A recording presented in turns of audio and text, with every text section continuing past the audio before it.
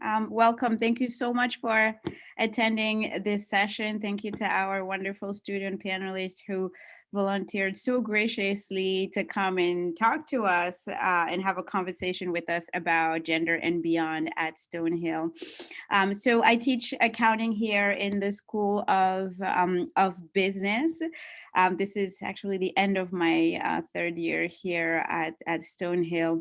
As part of my teaching, there might not be a direct connection between accounting and gender, but believe me, there is. As part of my teaching and my research, I focus a lot on gender and minorities in business. That's the focus of most of my research, actually, and I've had a passion forever for gender in the workplace in general. I write around it, I research around it, and most particularly in business, as it's been found, and I hope there's more and more research coming out showing the importance of having gender equity in business, from an economic impact to a political impact, to all kinds of positive impacts for all of us. So my mission in life, I always say, is to make sure that if I'm in the room, then there's at least another woman in the room. So hence my passion for gender and minorities in general. And that's why I'm here. I'm excited to collaborate with OIA for this particular seminar, and I look forward to our conversation. So I'm going to pass it. I'm going to pass it to our wonderful student panelists, starting with Jill, who's so graciously helped to put all of this together and gather all of the student panelists. So a special thank you to Jill for everything she's done, helping to organize this. Very, very thankful. So Jill. Well, I'm so glad to be a part of this. My name is Jill Hansen. I am a junior and a crim and social double major. My pronouns are she, hers, hers, and I'm from Londonderry, New Hampshire. And I'm just really glad to see everyone here today, with the weather, and this whole semester has been pretty wild. So I'm just glad that everyone's here. Savion, do you want to introduce yourself? Hello, everyone. I'm Savion. I'm a junior criminology and sociology double major, and I call home Dorchester. I am also happy to hear and listen to everyone's stories and gain more awareness in my own personal life. Welcome. I'm gonna pass it to Carly. Hi everyone, I'm Carly O'Keefe. I use she series pronouns. I am a gender and sexuality studies major with a Spanish minor, and I'm from West Dennis, Massachusetts. And I will pass it to Lexi. Hi everyone, I'm Lexi Thomas. My pronouns are she, hers, hers. I am a junior, so class of 2022. Very excited. We'll be graduating soon. I am a marketing major, data analytics minor, and I'm from Boston, Mass. Hi, I'm Emma Markarian. I use she, her, hers pronouns. I am a junior, class of 2022. I'm an English major and a business minor. Just picked that one up recently. And I'm from Florida, Palm Beach Gardens, Florida. So a little far from home. Hopefully sunnier than here. Very good. I think everybody introduced themselves, and I don't know if our attendees would also like to be part of the introductions, or if we should just let you catch a break. There's not that many of us, so maybe to include everyone in the conversation. I'll introduce myself. My name is Lita Mori. I work in the controller's office. I use the pronouns she, her, hers. I've been at Stonehill for 15 years, and I am a 2011 grad, and did the night school program for many, many, many years, but finally finished in 2011. And congratulations, Lexi. Yay. And if there's any other seniors, I didn't pick it up if there were, but if there's any other seniors, great work. Yes. We want to keep you, but we'll let you go. Julian? Sure. Hi, my name is Chung Young Gil. I'm associate professor of sociology. My pronouns are she, her, hers. Um, I'm so grateful for you organizing this wonderful event. So I'm going to like, open my eyes and heart and listening to your stories. Thank you. Hi, I'm Bella Payne. I'm a sophomore neuro major and I'm very excited to be a part of this discussion today. Good. Thank you. Welcome. All right. So welcome everyone. So we'll structure this as a conversation, and of course, you are all invited to contribute and then to participate, to agree and to disagree. So we want to keep this as informal as possible, but also as fun as possible. So I'm going to start by asking the question: how were you introduced to gender, to the concept of gender when you were growing up? What we find when we look at gender in education, gender in the workplace, we find that most of the prevalent concepts around gender originate from childhood, right? Those ideas that were put inside our heads by well-meaning family members and friends, by our communities, our environments. And most of the time we carry those ideas everywhere we go, right? We can't get away from ourselves, and they end up transpiring into our education, into our careers, into the ideas of who we are. And that's especially prevalent for female, for women. And we can see that being reflected in the workplace in things like, maybe not going for advancement or promotions because we think that we may not be qualified enough, right? While our male counterparts will apply for any jobs as long as they have only 60% of the qualifications, right? So that's just an example. Or for females shying away from certain more serious or male oriented quote unquote majors such as finance or accounting or business, while we tend to find a larger number of males in those disciplines. So this stems from some ideas we get as we grow up. So going into your own story, what was your introduction to gender, whether it's being a female or a male in terms of ideas while growing up? I know, at least for myself, looking at my mom, she's very like feminine. So like she always has like her hair done, and you can tell it kind of reflects on myself. I have the pink nails, pink all over me. I'm very, I always looked up to her as like my female role model. And so I feel like a lot of like the concepts of gender I learned from her. And she even used to give me advice. She's a taller woman. She always told me like when you're talking to someone, especially men, like look them in the eye because they're already looking down at you. So if you look them in the eye, it kind of gives them that lesser chance to look down at you. So I feel like, she's like this strong woman figure that I looked up to growing up. And that was kind of my first like introduction to gender. Very good. I would say for me, my mother is from the Dominican Republic, and I grew up in a single parent household. So I grew up in a Hispanic household, and the Spanish language is very definitive when it comes to what's male and what's female. So I think I learned more about gender through, growing up as, Afro Hispanic, Afro Latina, and everything was so definitive, like that's a boy item or that's a girl item, not like even with toys, but like even words, like when you describe certain words, everything kind of had a gender attached to it. So I think kind of since I could talk, I knew certain things had certain features to them. So, like, cars were a masculine thing because it's a masculine word in Spanish. So it's like girls can't like cars because they don't tie together. So that's kind of where I learned my idea of gender, like through my culture, because it's very masculine and feminine, and there's no kind of in between line. It's very like a harsh line. But now as an adult, because I'm able to kind of think for myself, I definitely know that like women could be into cars and things like that. But when I was younger, it was very much like kind of like when younger children, like if you put a pair of blocks in front of them, they're going to organize them by color. So that's how I was.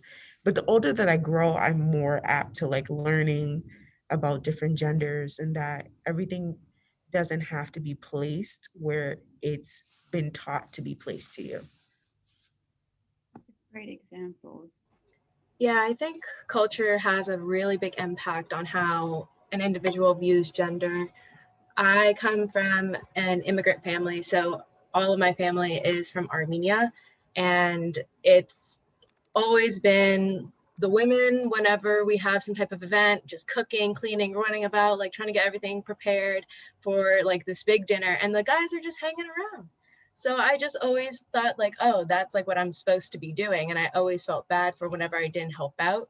But I also was confused why they never asked any of like my guy cousins to help them out in the kitchen or anything. It was always just me. So that's how I was introduced to gender. And even like, regardless, not involving my family, I was always super, super girly. And I don't think it was like pushed upon me, but I always felt the need to be slightly more masculine to almost like prove myself in a sense. So interesting.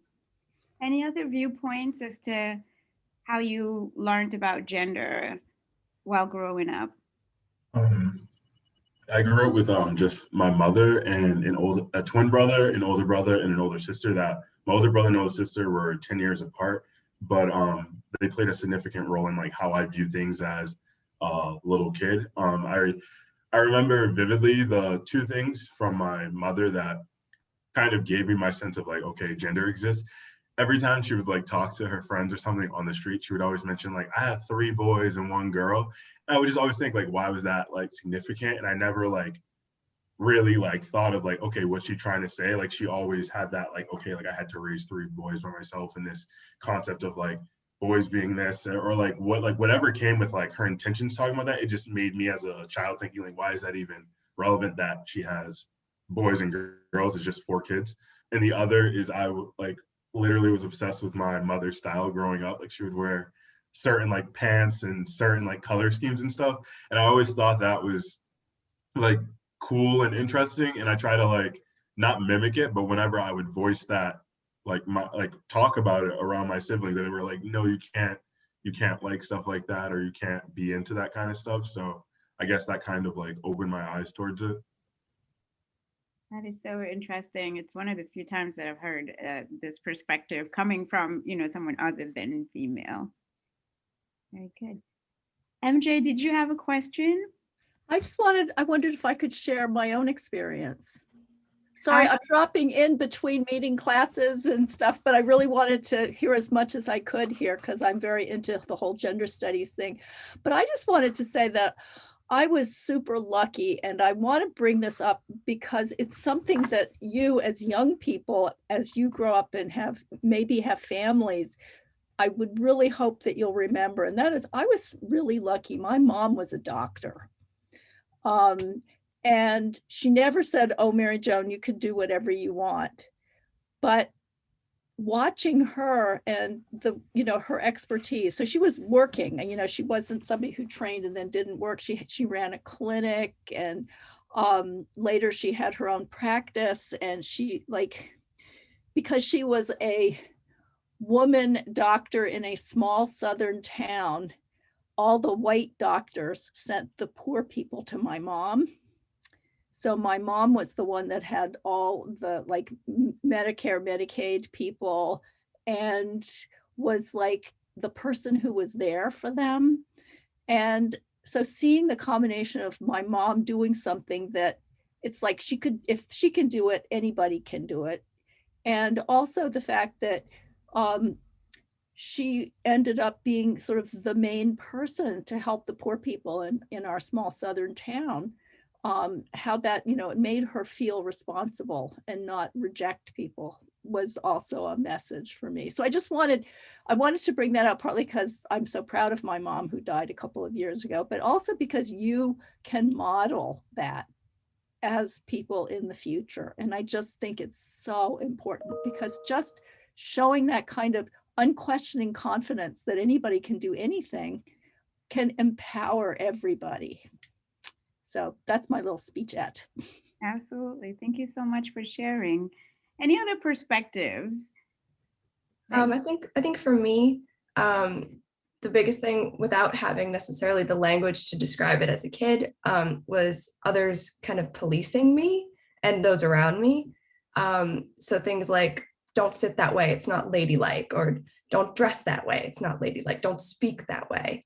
And having those kind of informal rules just drilled into you. And the same goes for boys. You know, there's the reverse.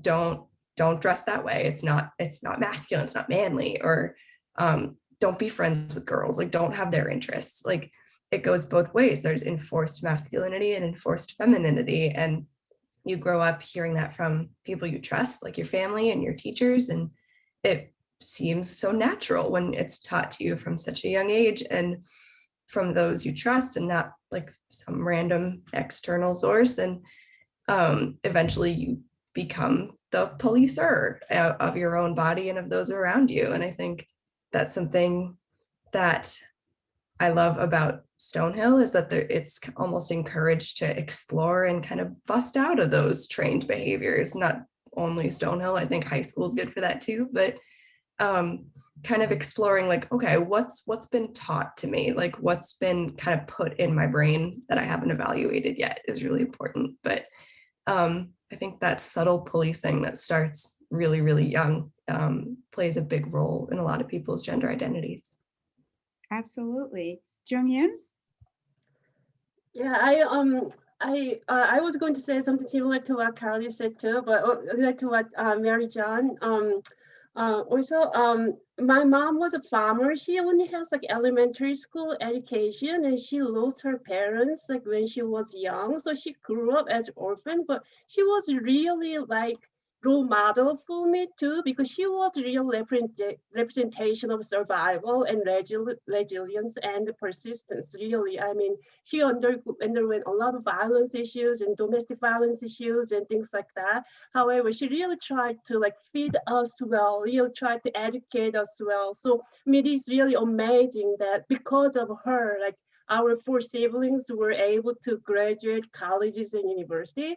So I mean, really, she has really a role model. I feel really lucky and privileged that I had actually had an opportunity to have her as a mother, and was able to, go to college and come to this country and get PhD and the like. So I feel like really privileged. I mean, my mom really, really, really smart. If she was in my position, I'm pretty much sure she's going to running for the presidency or something. You know what I mean? So anyway, I just went through that too.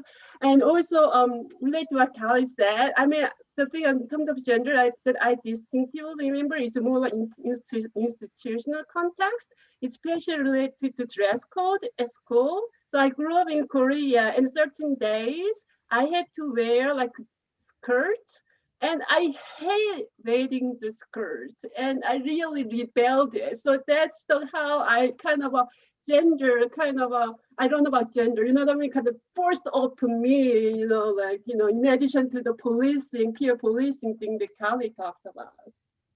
Absolutely. These perspectives are absolutely amazing, right? From, looking at our role models to language to culture. And I'm selfishly taking notes for my own research to, the impositions and the rules. So we can see how we're kind of ingesting all of these notions of, what gender represents. And there's a lot of commonalities here in between all the different themes that have been expressed. I grew up in West Africa, a single parent family, mom working on her own. So very controversial position for a woman to be working and be single after 2 marriages. So that's where I got my first example and my first role model that made me kind of go towards the other end of the spectrum, which was, I want to study and I want to go as far as possible. And maybe one of the reasons why I migrated to, because I saw the pressure put on women, right? Especially women who chose to take a different path. So I can recognize myself in a lot of the stories as well. And this kind of feeds into our second question, right? As we all ingested different but also common themes around what gender means to us based on our language, culture, experience, what ways do you think that impacted your education, right? Before Stonehill and, also at Stonehill as well? What was the impact on your education? Carly has heard this story before because we've had class together. But when I was in third grade, I went to a private school, and there was a dress code, but it was like a kind of like you had to dress nice. Like boys had to wear, khakis and polos, and girls had to wear like dresses or like, and at third grade, this is when it happened. Was you had to switch over to wearing khakis, like leggings weren't allowed. But since I was like way taller for my age. Like I had like a huge growth spurt. Like I would have dresses, but they were short, so I'd wear leggings underneath them.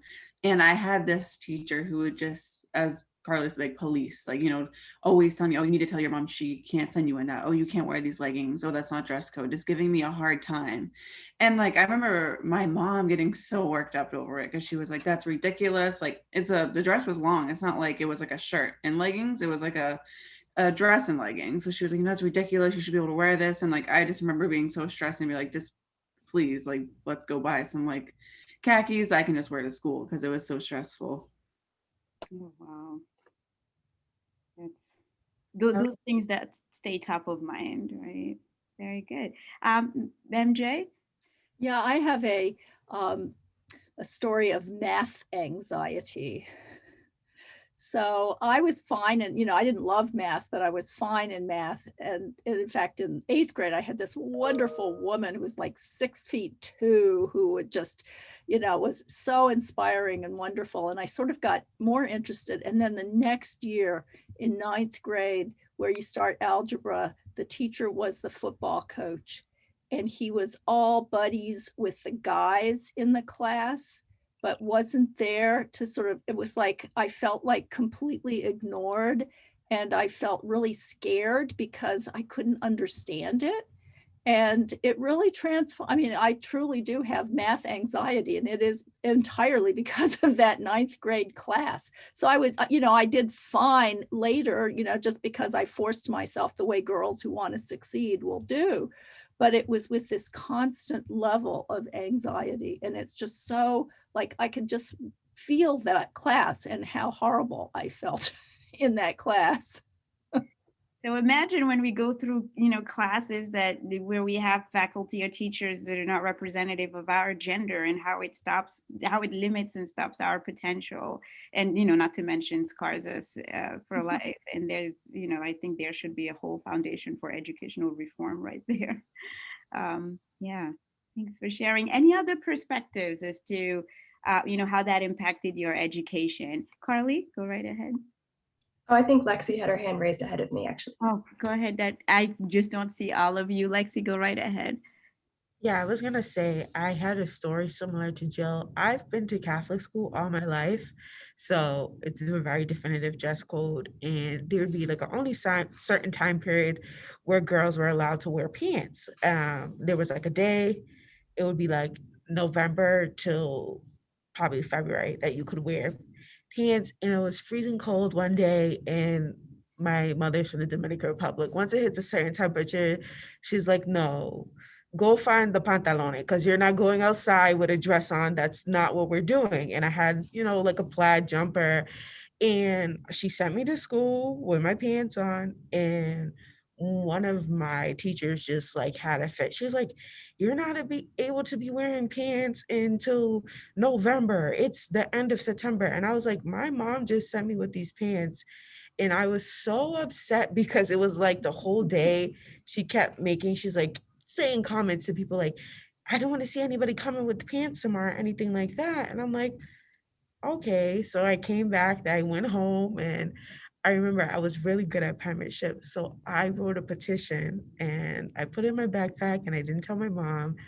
And I was like, if in the petition, I'm like, if the temperature is under this certain amount of degrees, girls should be able to wear pants because so and so. And then I grabbed like information from the internet, where it's like, if the temperature goes underneath this point and people's flesh is out, they're gonna get hypothermia and all this type of stuff is in my petition. And I made every girl in my class sign it, and I went down to the principal's office, and I was like, I'm really upset about what happened yesterday. I got in trouble for wearing pants and my mom told me to put on because it's too cold. And I believe it was like 39 degrees. So my mom was like, that's cutting it a little too close. And I wrote it in there and my principal took it and she was like, you know what? I'll keep this and I'll talk to you later. And they actually had moved the actual handbook. So they said once it gets down to a certain temperature, I think they put 42, they was like, girls will be allowed to wear pants. But I think because I was told like, you know, girls can only wear this, like, how could you tell a little girl that she's not allowed to wear pants when it's 39 degrees outside and we live in Massachusetts? So I think sometimes, you know, within my like education, sometimes gender has impacted me negatively because I've had to be, you know, girls do this, girls have to wear these pants. The fact that my teacher repeatedly all day was kind of mad at the fact that I would put pants on when it's cold or my mom would put them on me. I've had those repeated stories about teachers making comments about me not following the guidelines, but not doing that for my male classmates. Like my male classmates would break all kinds of rules and nobody would say that because it's the idea of boys will be boys and that you have to police girls and young women. And I literally took that and ran with that. I was like, well, if you're going to police me, then I'm going to police back. And I've kind of been doing that since the 5th grade. And we're glad you have been. We're expecting you to see, we're expecting to see you at the Capitol or something, lobbying and passing a law around gender. Okay, please email me. Very good. No, that's a great example. Any other perspectives? I think Carly, you had your hands up. Sure. So kind of going back to the math anxiety theme, that kind of dominated my K-12 career, was just being petrified of math. And it started very early, like in elementary school, when I noticed like I struggled a little bit more than my peers. And so many of my teachers, particularly my male teachers, told me I wasn't trying hard enough. And I would like skip recess. Like I would try, like I could not have been trying harder. And I would like work myself up into tears. And for genuinely until like 11th grade, it was always like, you're not trying hard enough. Like I can see that you're not trying. You didn't even attempt. And like, it was just that instant dismissal of like, I don't know how to prove this to you. I'm like 7. And that never happened with my male peers. They would ask questions and they'd be answered on the spot. And it was just such a common theme. I was like, why does no one believe me? And I don't know how to prove to you that I want to know this and I'm trying and I just am not getting it. And it took all the way to like 10th, 11th grade in high school and having a string of really like feminist female teachers who actually took the time to sit down with me and answer my questions and go through things slowly and listen to the fact that I want to learn. There's just an obstacle in the way. And turns out later, I am getting tested for ADHD. So it's likely that was the obstacle. And it presents like that in girls. A lot of girls really go super undiagnosed with ADHD because it doesn't present in the fidgety, can't sit still way that boys often have. Not to say that girls can't have that, but often it presents really like mentally in things like learning difficulties. So I don't know, I feel like I was really let down like so many other people or so many young girls were by teachers who just dismissed their very valid concerns, and that leads to lifelong math trauma. Yeah. Absolutely. No, thank you so much for sharing this. And we see the repercussions of this, not just in teaching and education, but all the way to medicine. I was reading this wonderful book. I forgot the title. I'll share it later, where you can see like the impact of gender on infrastructure. Believe it or not, the roads are built for males to use them, right? Infrastructure, medicine, there's still a lot of conditions related to women that are understood very little, just because there hasn't been enough room to understand that. So all of our stories are really important to bring, some light into and some exposure into that. I unfortunately have to drop off. I have these little children, people. But thank you so much. It's been amazing. And I'm hurting because I'm really itching to hear the rest of the conversation. I'm going to pass it over to Elisette, who's going to finish the conversation. And I look forward to watching the rest of it. And I hope we can do more of these things. It's been amazing and a privilege to hear your stories. And I look forward to hearing more of the recording. All right. Thank you so much, everyone. And I'll see you soon. Thank you, Professor Lopes. Have a great weekend. Take care. Thank you, Professor Lopes. Yeah. All right. Well, thank you, folks. I don't know if anyone else had anything they wanted to add to that last question or good to move on. Yeah, I think what everyone has said resonates with me. Math, the fear of math, that started at a very young age. And I remember getting clearly picked on in my math class in high school. And the professor, the teacher, like obviously favored the boys in the class. She just like gave extra help. And for me, it was just like constantly calling me out and I wouldn't know the answer. So every time before that class, I would just have major anxiety. And in terms of dress code, I feel like I've always been like hyper like sexualized throughout my life because of dress code, where my education had to stop in order for me to like go change or leave or go to the office because I was being punished for having a skirt that was too short. And I just didn't get why it was only like girls. Guys never got dress coded for anything. And I just always had to keep that in my mind. Whenever I saw one of the administrators walking around, I was like, oh, have to avoid her or else she's going to give me a dress code and I'm going to miss class.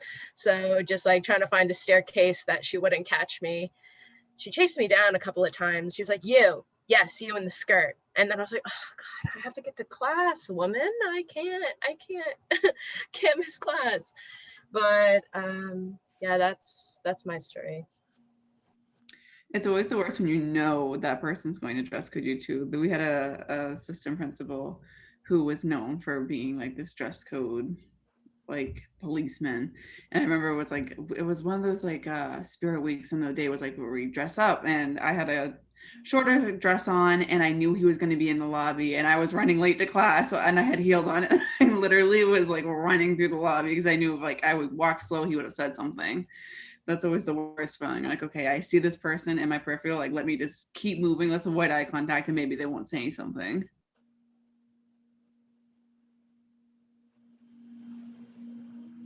I had the thought. I was always called out because I liked to wear flannel and pants. So I was always made fun of for being a tomboy. Not really made fun of for being a tomboy. I didn't mind being a tomboy, but for my clothes, I still prefer to mow the lawn or do shoveling rather than be in the house and cook or something like that. That's just my preference. But I was wondering why there's a degrees put on before women can wear pants. What if they just prefer to wear khakis? If the dress code is khakis, why can't women just wear khakis if it's 100 degrees or 20 degrees? I don't know. I thought that was very strange that their compromise was to, change the degrees that women can wear pants instead of just saying anyone can wear pants or anyone can wear skirts. Let's just put that out there. Maybe that, and I'm kind of old, so if I'm thinking that way, just a thought. I thought it was a strange compromise. I think like maybe to provide a loose answer to that kind of question, I think it's really important to keep in mind that the education system in the US was not designed for women. And I think a lot of the origins of kind of assigning like a separate female dress code is to distinguish girls from boys, especially at a young age when there aren't very many physical differences. It's kind of a relic of like the older system where girls were kind of put into this education system built for men, but the system didn't adapt to include them, and it was kind of like a signal of their otherness. And like I know a lot of public schools, like public school I went to, we didn't have uniforms or a gendered dress code, but there's still that relic of like, okay, we're going to police what they wear, even though they have a choice of what they wear.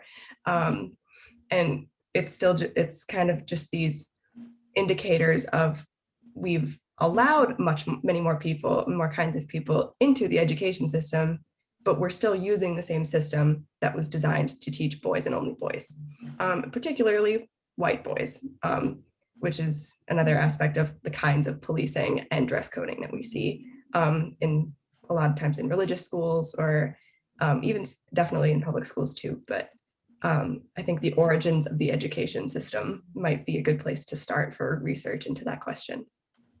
Really good point, Carly, because my mom had no problem with me wearing jeans and again, I'm older generation, jeans, flannels, whatever I wanted to wear out the door, my brother's clothes, whatever.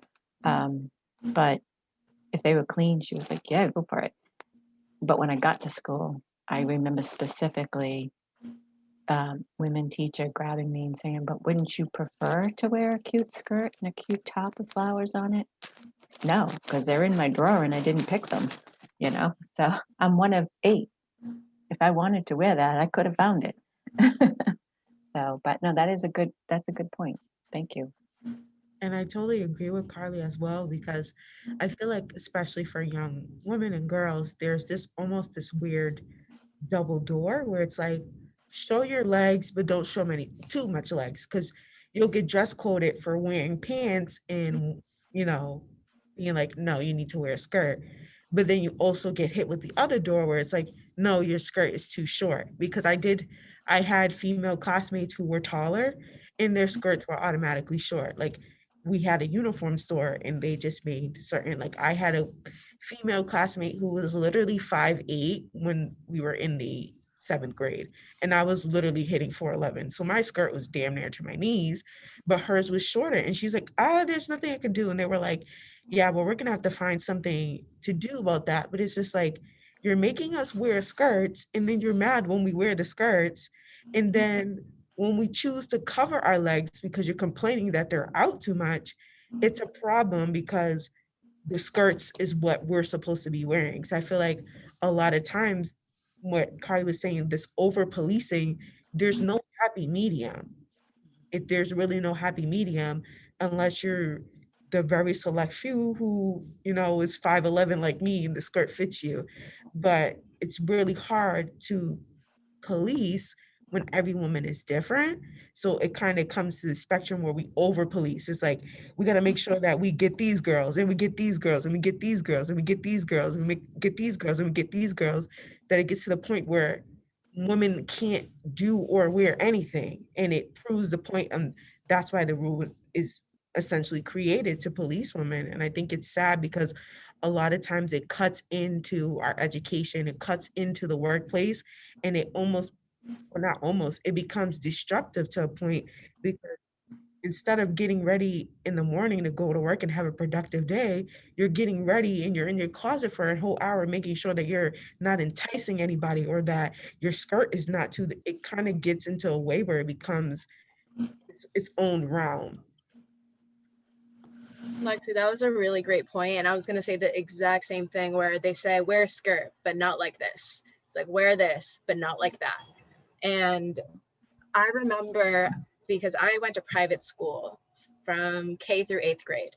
So we had a pretty strict dress code, khaki skirts, navy skirts, and boys wore shorts and pants.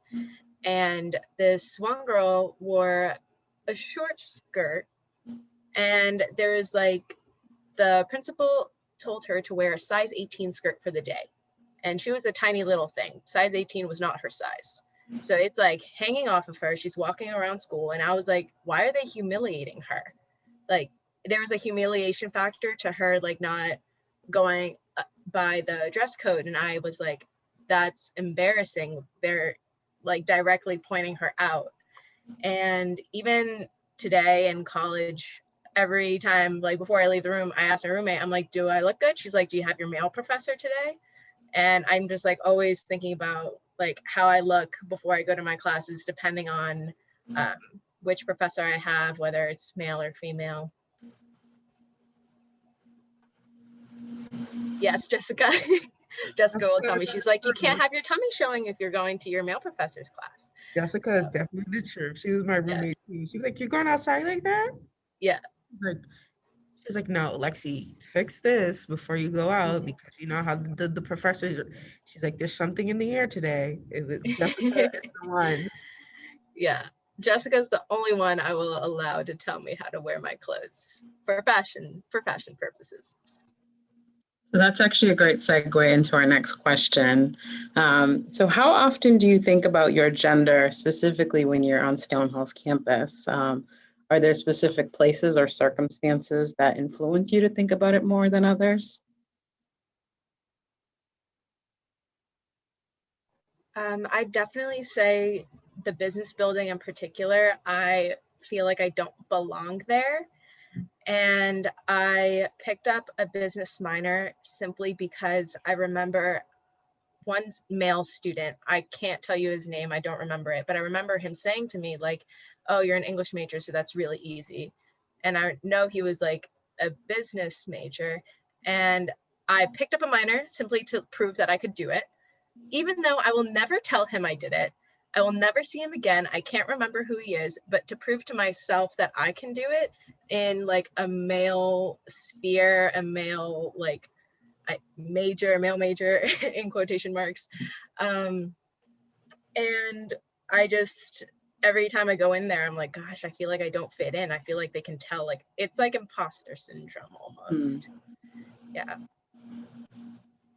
I remember sophomore year, I think it was in the fall, and Carly was in this LC with me. It was about women's education. The class was like mostly women. I think there was one male in the class, and then both of the professors were women for the class.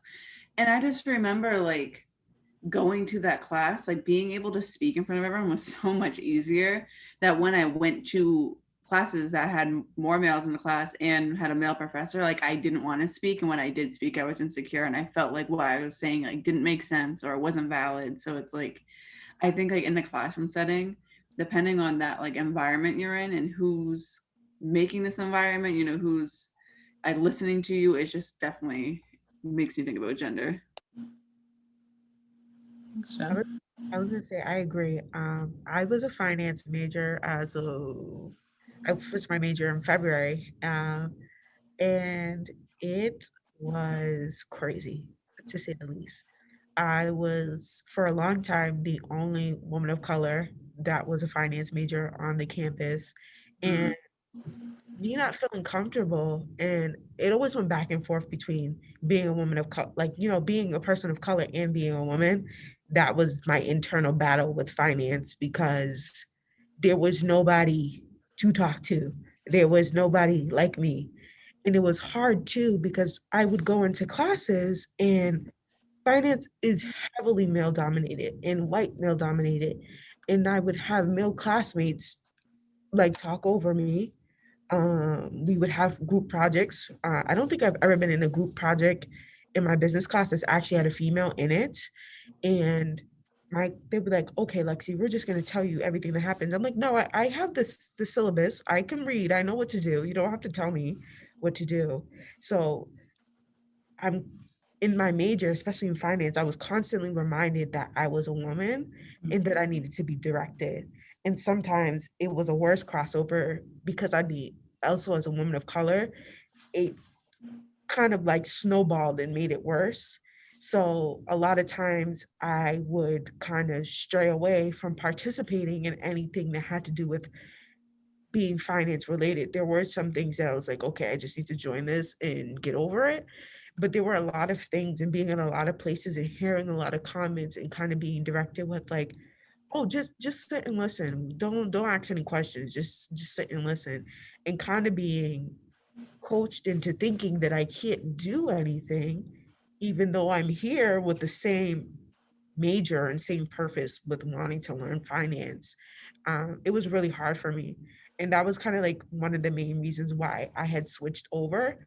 Not that I was chased out, but I wasn't able to learn at the ability that I wanted to because so many people were kind of like, don't come too far into it. Like, you know, watch from the outside, but not allowing me to kind of penetrate the space that I was allowed to penetrate. And I think that was really hard for me. And it kind of led me to switch over to another major, because I was like, I don't think that I can survive with keep doing this, because every 5 seconds I'm being placed in a space where they don't really want me to be there, but I can sit on the outside. So it was really hard.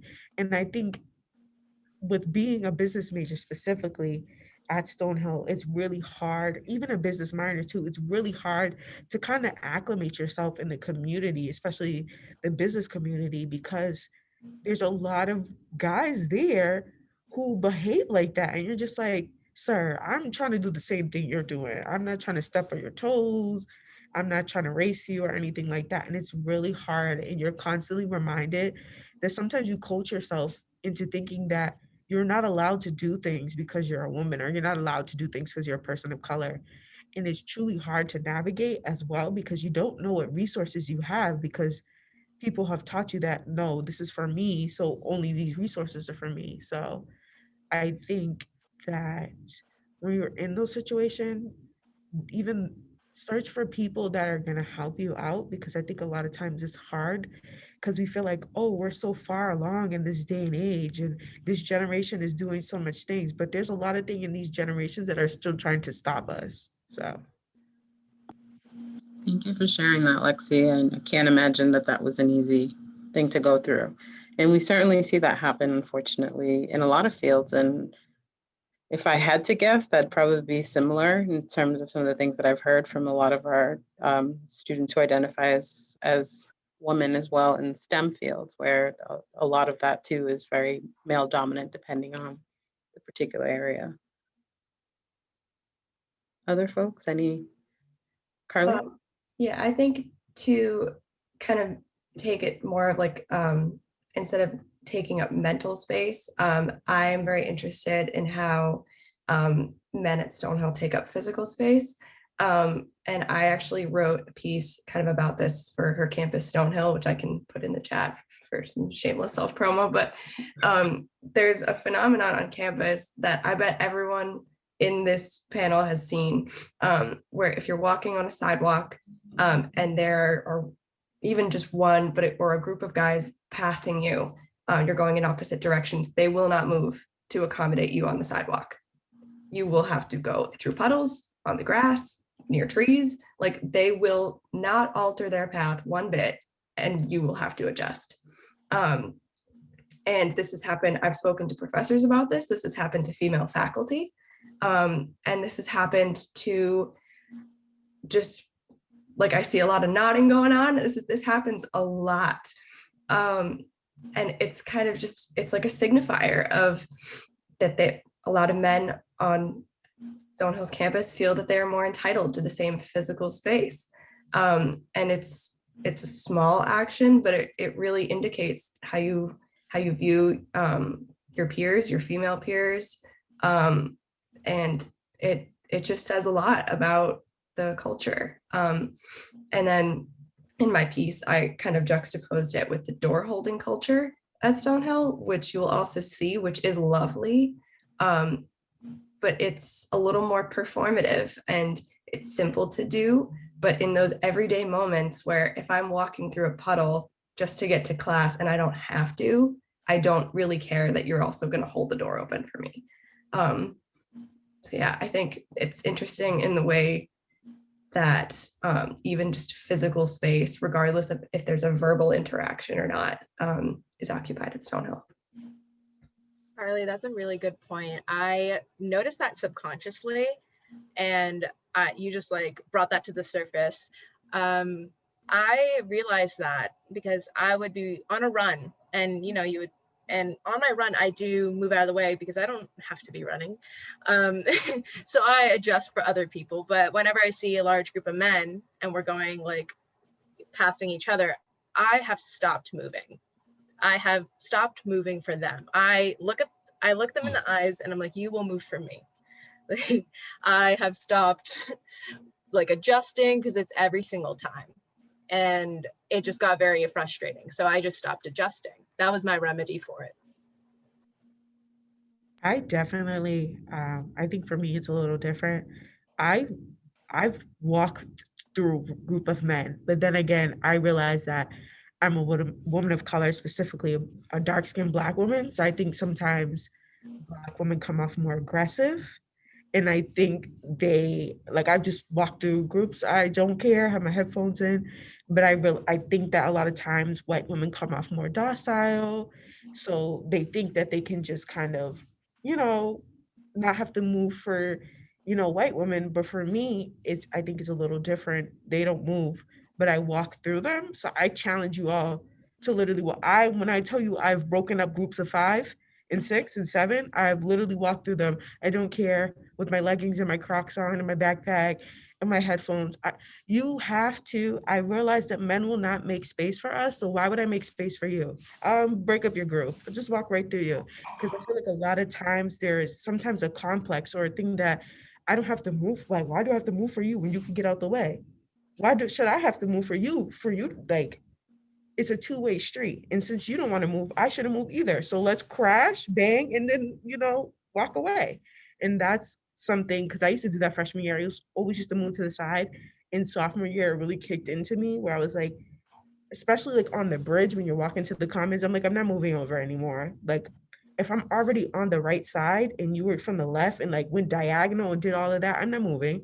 I've like literally have bumped into people. So I challenge you, like, don't go, shoulder banging with people and getting fairly aggressive.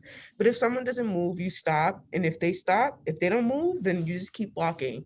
Because a lot of times I think that they're so used to women moving out the way that it's almost trying for them to think that they can just bulldoze over anybody. So do the same thing, but of course in a nicer way so that they realize, like, man, I was gonna walk into her and not do anything. Because if you just bulldoze to them, it might not click with them. But if you stop and then look at them and then continue on what they're doing, it will click. I promise you. Thank you. Going off Yeah, of go ahead, a point, Savion. going off of a point made earlier about just the idea of moving out the way, it just makes me think of like my experience as a male being like big and clumsy. I think of like every time I would either bump into someone, like particularly a female, like they were the first ones to say sorry. And I always was confused of like, okay, why did you? And I like notice it even if it was in class, if I like turned my arm and it hit someone, or if I was walking on the street and I bump, like just passing group, like every little thing where it's like, okay, it's clearly my fault. Like I've always received a like, oh, I'm sorry. And it's like that feeling of like, okay, like you're not in the wrong for invading my space. Like I'm clearly the one that was in the wrong. And I don't even think anyone's in the wrong for bumping into each other. But when I think of that idea of like having to move out the way with a sense of entitlement, I actually had the privilege in a sense to be raised to not think that I'm entitled to anything. I don't know if that's because I'm a person of color or if that's just solely because of my mother, but the idea, like I know I'm a male, but when I see a female walking down the street and I'm taking up majority of the sidewalk, I'm gonna move out the way because I'm thinking of I'm a big person, I need to move out the way. I'm not thinking like, oh, I own the sidewalk, but I know, um, and I've seen it like in my own friend groups, people will not move because there's this assumption that, oh no, the female will stop walking or get out the way. And it's pretty frustrating. And when you start to ask males about what's that process, or why do you think like that, or why do you believe that, there's this uncomfortableness that comes with it. So I think a conversation is definitely necessary for people that don't care when they're walking throughout Stonehill. Thank you, Savion, for that perspective. I think you speak to that idea of sorry. We know that that's language that more often than not women use and apologize for things that they really shouldn't apologize for. I want to be cautious of time. The conversation's going great. We still had more questions, or we won't be able to get to all of them. But I think it clearly shows that this is a topic that's important and really passionate. Folks are passionate about. So I'll just ask one more before we wrap up, because I do have to hop off to the next session. If, I guess, let me pick which one.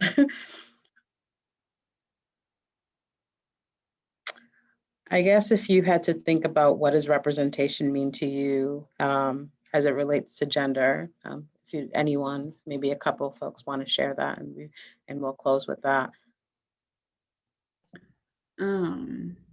I've told this to Savion before, so he's already heard this, but I remember freshman year, I had Professor Karkin Lacraza as my intro to crim professor. And she's just so brilliant. Like, I'll say it now. She is like one of the smartest women I know.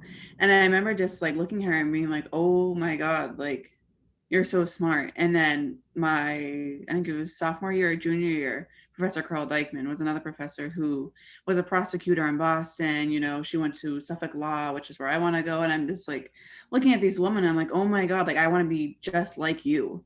And then kind of like processing that thought, I'm like, okay, I think and I enjoy seeing them so much. It's because they make me feel like, okay, it's possible to actually make a career for myself in the criminology field. You know, they're kind of like proof. They're like a blueprint almost, like proof that you can actually do these things regardless of the barriers that are in like the law field and criminology. So that's what, when I think of representation on campus, I think of women who I see on campus. I'm like, okay, you're so amazing. I want to be like you. And here is proof that I can be like you. Thank you. Maybe one more. Yeah. I think for me, the biggest thing is equity over equality. I don't necessarily think this is a horrible thing, but I think when this question comes up, people tend to really stick within the limits of the gender binary and think, oh, we need more women, we need more women. And that's true, but there are also other options. Like not everyone is clearly a man or a woman. There, even biologically, like there are intersex people.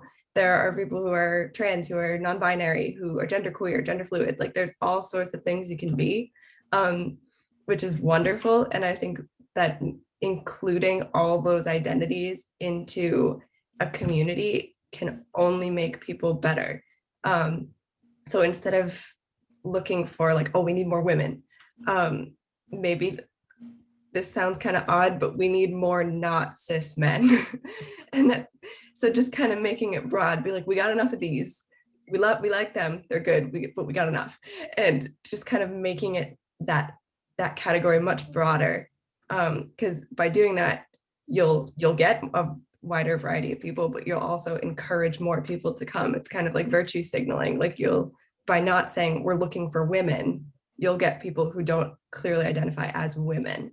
And then also like changing the space. Like if there's something about your space that isn't attracting non-cis men, like anyone else that isn't a cis man, maybe that says something about the space. And so, instead of adapting and just allowing people into your existing space, change the space so it accommodates more people, different kinds of people. And I think just kind of breaking out of the limits of the gender binary. And yeah. Thank you for sharing that, Carly, because that's very important as it relates to representation. We are out of time, unfortunately. The conversation is great, and I appreciate every single one of you. Again, I said it in the beginning, Office of Intercultural Affairs really appreciates your willingness to present, to speak on your experiences, and for those of you who joined us today, to come in and also share a bit about you and yourself as well. So thank you for being here. There is a couple more sessions left today, so if you're able to attend, feel free to do so now. But thank you all and have a great weekend. Thank you, everyone. Thank you so much.